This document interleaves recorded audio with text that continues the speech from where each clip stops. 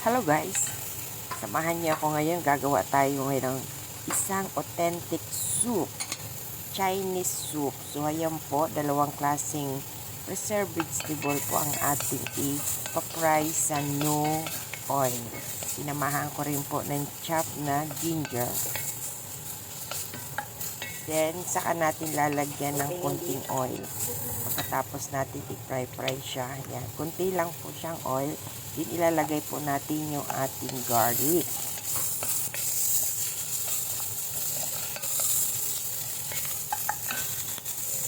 Then after that, pagka na-fry na natin sila, lumabas na yung pinaka-aroma niya. Lalagyan po natin siya ng mainit na tubig or any broth na gusto nyong ilagay.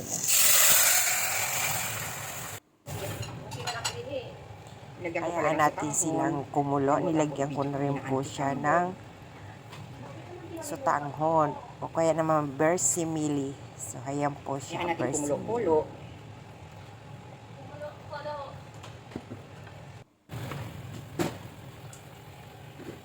Then, ilalagay natin yung ating isda. Hayaan natin siyang kumulo.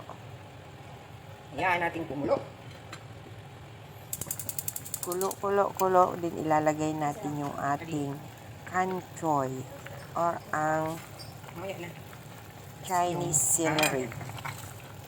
So, ayan na po guys. Ang ating Chinese celery. At saka spring onion.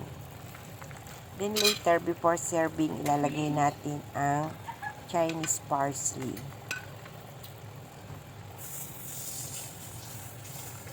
Last. So, ayan na guys. Almost done na po ang ating authentic Chinese soup. So, nilagay na po natin ang ating parsley kasi isi-serve na po natin siya. So, ayan. Done na po ang ating sabaw.